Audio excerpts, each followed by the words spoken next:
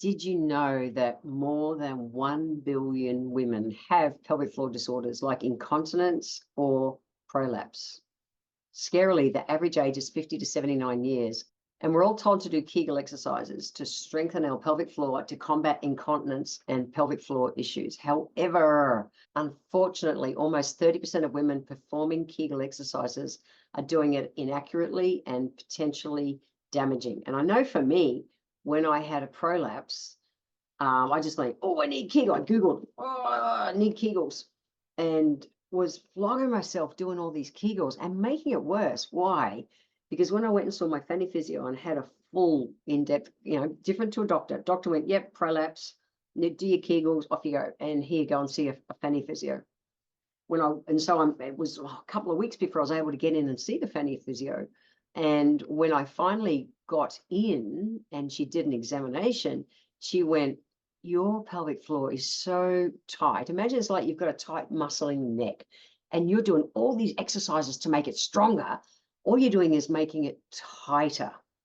And so I had to go through a whole process to relax my pelvic floor muscles before I could even think about doing things like Kegels to strengthen them. I know, it's crazy. And talking to, so many women who've come out of the woodwork and have contacted me since, they've all found the same thing. When they've gone and been properly diagnosed, just doing Kegels was making it worse because they needed to relax the muscles first. That's huge. So I always think of it nowadays. My fanny physio, Sarah, Dr. Sarah, she explained to me it's like a tight muscle in your shoulders, and you're training it to make it stronger, and all it's doing is getting tighter and tighter and tighter.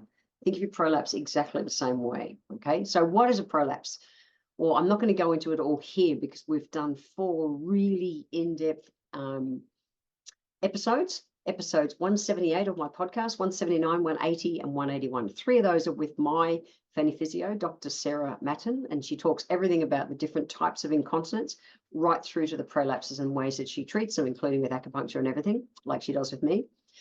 And also there's one there with my acupuncturist and Chinese medicine herbalist, and she talks about the influence of literally working too hard causing prolapse. Being, just being busy can help cause prolapse. So go and check those episodes out. There's so much information on them on their own, but I wanted to add a couple of things in because this journey's been about 4 months for me now as I record this. No, about 3 months. And it's about 4 months since I was diagnosed, but really started this protocol of treatments about 3 months ago.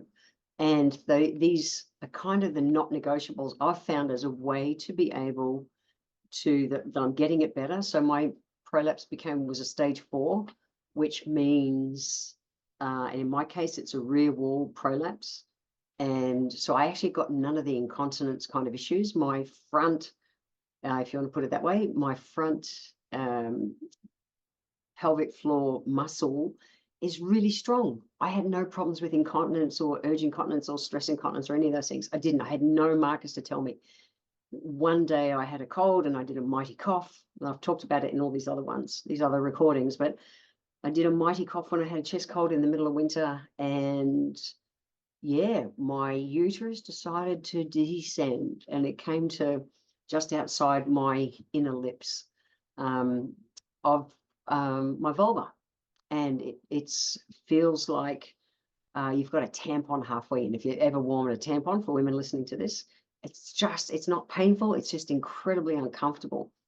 So over the last months of treatments, and particularly I'm going to talk about 3 things today that have really helped me.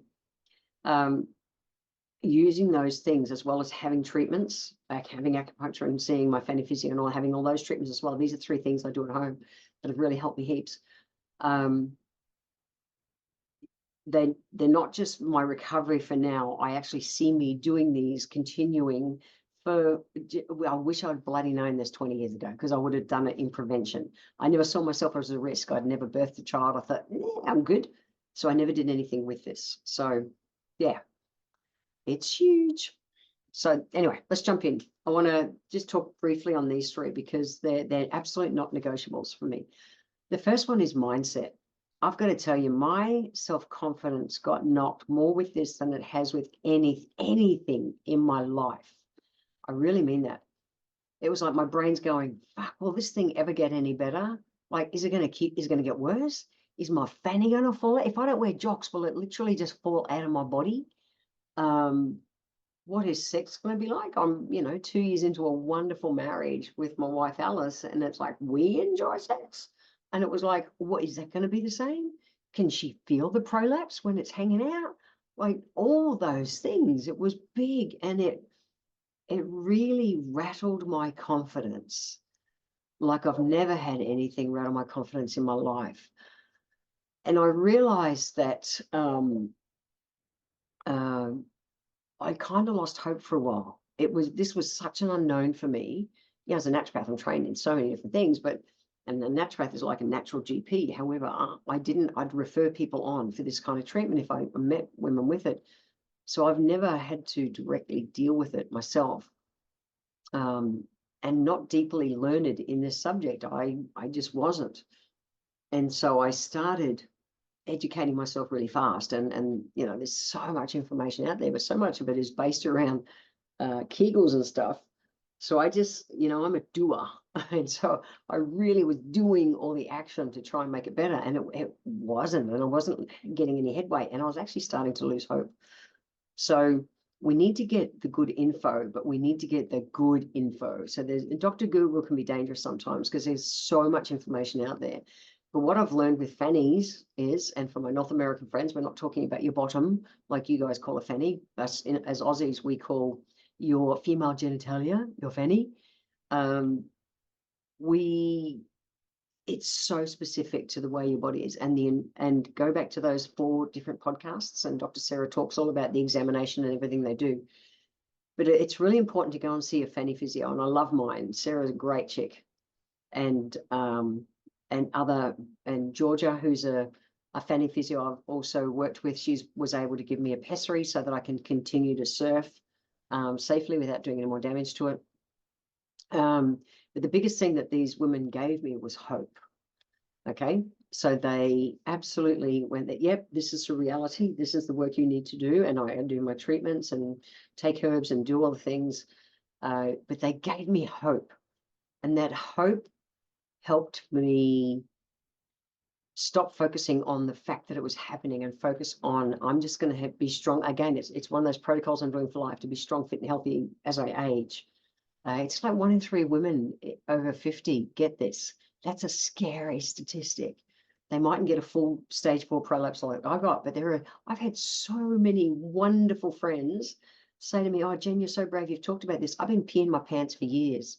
And I'm like, go and get that shit fixed. You can fix that shit. You don't have to be putting up with the fact that you leak every time you sneeze or laugh or jump up and down or anything.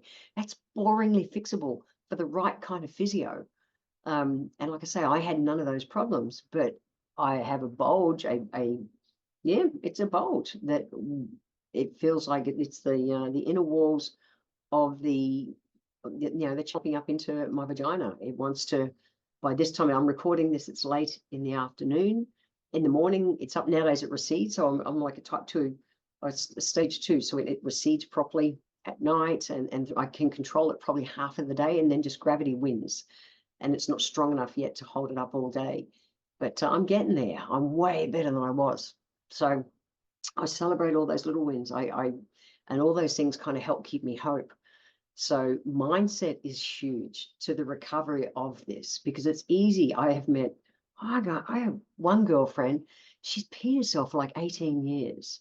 I had no idea, because it's not talked about, which is why I'm really making sure I talk about this stuff. So don't just go, oh, yeah, it's just one of those things about getting old. That's bullshit. Like, get the right practitioners to help you and do the work. So that's one thing. The second thing is adaptogens. So I had this one nailed. I've been on adaptogen herbs, and I've done so many podcasts about adaptogens. So when you listen to the interview with Dr. Maz, who's a very cool Chinese medicine practitioner, she talked about how what's called a spleen deficiency happens. And working too hard, racing around, doing all those kind of things, juggling too many balls, it bites us, it catches up with us, and we end up with a deficiency, and literally gravity, energy, boom, it drops, and we can't hold it in, and it shows up as things like prolapses in women.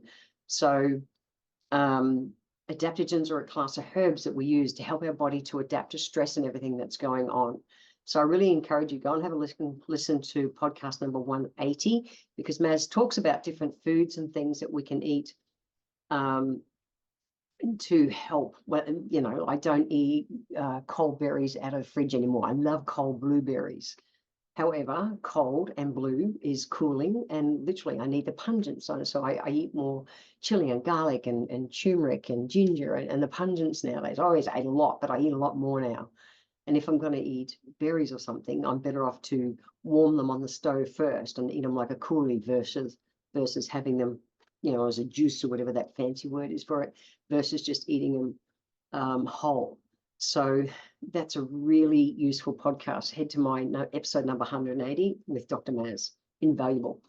So adaptogens are a class of herbs that help our body adapt to stress. That's part of the picture as well. So I had a big tick. I was nailing that one. I've taken adaptogens for over 30 years.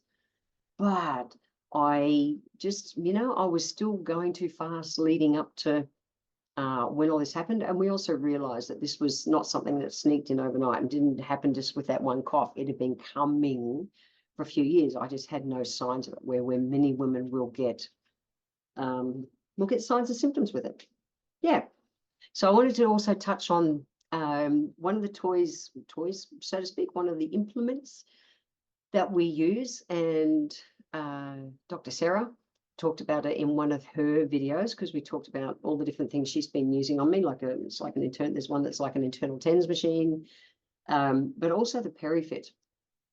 So the PeriFit is it's a connected device that uses patented. It looks like a dildo, either pink or green, whichever you want. I've got the hot pink one, of course, because I love hot pink. But it looks like it's got built-in sensors. Now, when you're doing so many of the other treatments and that, it's more passive movement, but this is incredibly specific what you do. So you insert it, and it works with an app on your phone. And what it's doing is you can isolate the different areas, the different parts, the different pelvic floor muscles to different things. And you can't cheat and use things like your transverse abdominis or clench your glutes and do it that way. You actually have to be really specific with movements. So I found it invaluable to teach me how to do Kegels, so to speak, properly, because so many women think, oh yeah, I'm doing it, I'm sucking it up, or I'm pulling it, and I'm clenching my butt, and I'm doing all those things. Yeah, but you're not doing anything to help your pelvic floor. So I really recommend that. It's a great way to help. It will show you, hey, you're doing it wrong, fix it. So it's invaluable. I found it as a tool that's helped. And for me, as this corrects, I'll actually use it as part of my maintenance for the rest of my life. And this is part of my body that needs to be working properly for every reason, same as any other part of your body systems. So I really recommend the PeriFit. If you go to the show notes, www.healthylifehacks.com.au, there'll be a link there where you can click on it. You can click your country. You'll be able to find that in the drop-down menu where you are in the world. And then you can use there'll be a code there in the show notes as well, so you can get a discount. I think they're amazing. I really think they do. So doing the physical stuff has been a part of it. Food and nutrition's been a part. Like I said, go and check out that podcast with Dr. Maz. Taking herbs has been part of it to have my body adapt to stress. I'll always do that and have done it for decades. But all of it led to mindset as well. It's like anything else in the body. And it's kind of like, if you're going and seeing someone, like when I just went and saw the doctor, and she was a cool doctor, because she's like, yep, you've got a prolapse. You need to do Kegels. Off you go. I went, great, Googled Kegels, smashed them out, and was doing more damage because I needed to do different things to relax my pelvic floor first. And they were specific exercises and things and acupuncture and stuff that my practitioners actually helped me with, because I was making it worse. So can I say, you know, initially I thought, fuck, will this thing ever get better? Yeah, I know it will. And I'm on the track now. Has it got as better as I wanted, as quick as I wanted? No, but that's all part of the journey as well. Will it get worse? No. If I do what I'm meant to do, it'll be all right. And I love that I've got the support. Like I see Georgia, the Fanny physio, who, like I say, I've got a pessary nowadays, which is, it looks like kind of a 1-inch square cube. We're going to do a whole podcast next month. I'll be talking to Georgia, and she's going to talk about all the different pessaries and things, because that's enabled me to get back to surfing. That's been wonderful. I didn't surf for nearly 2 months. And that was doing my mental health in, because that's the way I deal with stress. It's huge. Will it ever just fall out completely? No, it's not possible. But my mind went there. And I think if my mind can go there, yours can too, which is why I want to talk about these things. I've had to work this shit out like you may have been. So I really encourage you to hold hope. Use my story to hold hope with you and do the physical work, and also have a good support team around you who are going to help you to celebrate little wins. I talk with this about everyone. They know the journey that I'm on. Some days I need to lift up with it. It's a reality. I know there's a ton of gifts in this, as there is in everything in life. And even one of the gifts is that I've been able to help so many women who weren't doing anything with this and were putting up with it, and are now gone and gotten help and are in a very different place. Or women who were like me, thinking, no, I'm not at risk. I don't need to do anything about that. I'm not going to. And who are now actively, doing things to look after it. So I encourage you to talk about it. The only way this stuff will be demystified and we can help other people is if people share their experiences. So if you ever want to message me anytime about your prolapse, you're most welcome. My email address is jennifer@jenniferjefferies.com. You're welcome to message me. This is big. It's big stuff. Like I say, this challenged me more than anything has ever challenged me with my health in my life, because I felt very out of control with it. Stress and all that stuff when I burned out, totally different response. This was like, whoa, this is not cool. So hold hope, do the work, get the right advice, and remember to relax. See ya.